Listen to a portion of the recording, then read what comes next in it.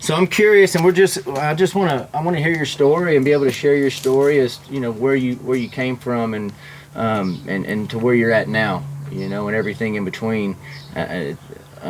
We're here for an hour, so we're not going to be able to capture it all, but I'd like to hit most of the highlights if we can. So tell me this, so I know just from our conversation last night, you kind of moved around all over. Can you talk about how you ended up here in Earth, Texas? So I was born here and then left before I started school and lived on different ranches in New Mexico, Colorado. Ended up on a big, rough cowboy kind of ranch in Colorado. I loved it. I was, 13, 14, 15, right in there those years. Got off school bus one day and my dad has the horses loaded and I said, "What's up?" He said, "We're moving to Earth, Texas." And I was like, "Why would we move to Earth, Texas?" And it's where my grandparents were from on my mother's side. And he said, "I'm tired of working for other people and we're gonna go do something for ourselves." And I was like, "Okay, but there's gotta be somewhere better than Earth to go." Anyway, we ended up back down here and shoot, 33 years later, here I still am, still here. Yeah. Still just trying to scratch out a living, but anyway, it's, I guess I wouldn't change much. It's been pretty good. Yeah. So for those that don't know, Earth, Texas is about, tell me if I'm wrong, about 30 minutes from the border, from the New Mexico border? Yes, sir. So you're pretty far west.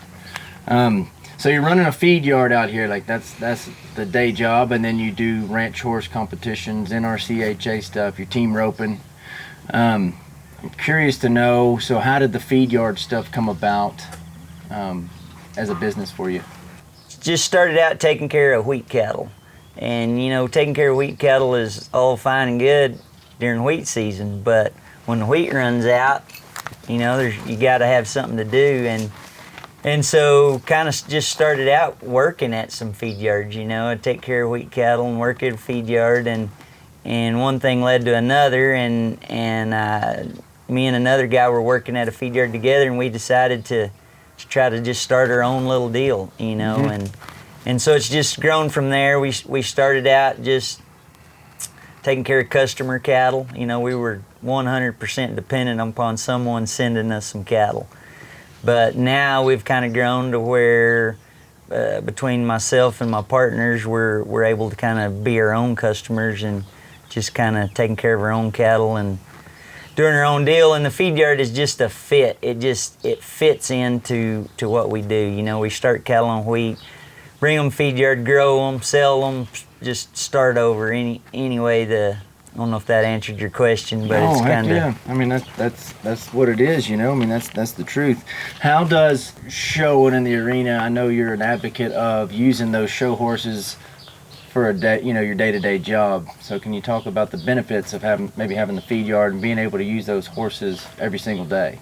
I think it works both ways. So I don't have the opportunity to do what a lot of guys do. I don't have an indoor barn, and I don't have time to go cut and go down the fence and rein in an indoor barn every day, which that's kind of an advantage. So I have to kind of turn it around and say, okay, well, the one advantage I do have is I can ride that horse and do my work on him every day.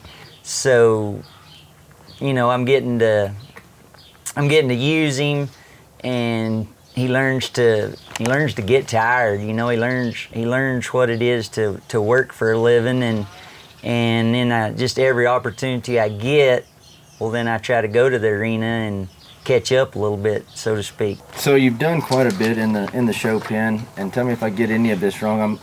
I don't know if I saw this, but I've heard many people say it, that you've got the most money earned in the RHAA. In the RHAA, I think that's correct. Just won the limited snaffle bit championship last year in Fort Worth, and then you've got 3 world championships for ranch rodeos. Yes, sir. Yep.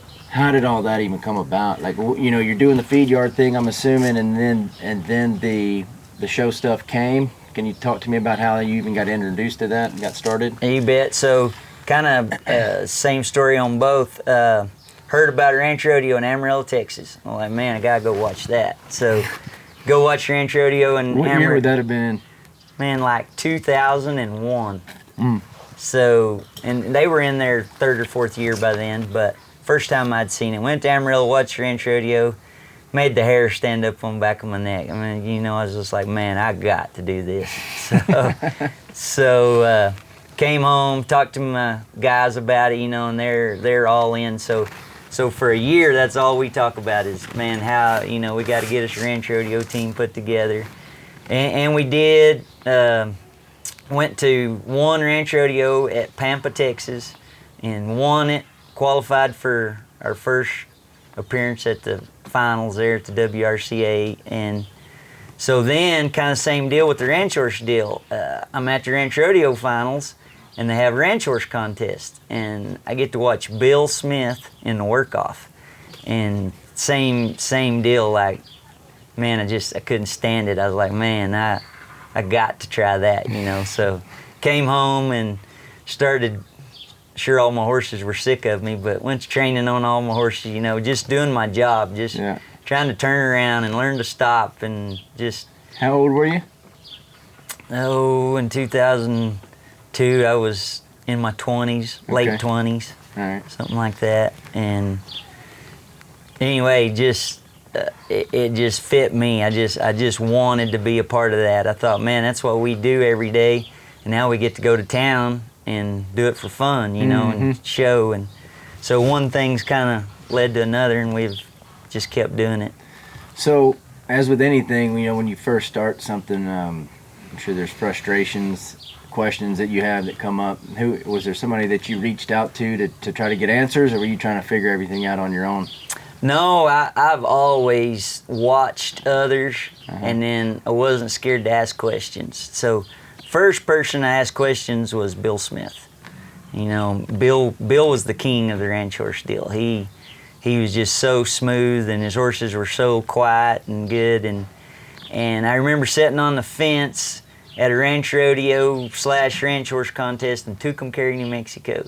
And I asked Bill Smith, I was like, what about bridling up these horses? And Bill was like, he said, I don't know, what about it? And I said, well, looks like we're gonna have to do it, and we were kind of against it, teaching the horse to bridle up and collect up. We were old school, but anyway, I've always watched other people and asked questions.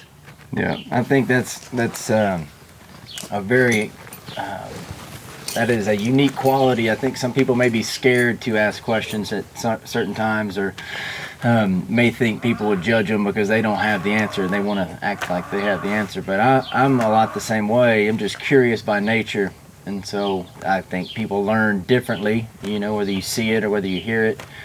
I want to be able to ask the question, talk about it, go do it, and then come back and ask more questions as they come up. That's me exactly. I mean, I still do it today. Yeah. Right before the Snaffle Bit for Charity, I stopped at Ben Ballas' house, and we went down the fence, and Ben was like, do you know that when you go buy a cow down the fence, you're looking off in the stars for a second? And I was like, no. He's like, well, you are. And just I think you have to be open to ask questions and receive I figured out a long time ago, I'm not smart enough to figure it out on my own. I got to have a little help. Well, I don't think it's that necessarily. I think it's we don't know what we don't know. You know what I mean? That's true. And especially starting something new, I mean, how are you supposed to be aware of it unless you see somebody else do it? Or, I mean, if you can figure some things out on your own, it just may take you a lot longer than just going and asking somebody who's already done it. Yes, sir. Yeah, that's true. Yeah. I'd have my wife video me, and you can figure a lot of stuff out watching yourself. You don't realize what you're doing. I used to come in to do a reining pattern, and man, I thought I was going fast. I thought I had my hat brim turned back. I was going so fast, and you watch it on the video, and you're like, man, what are you doing? You're just barely loping. Yeah, that's right.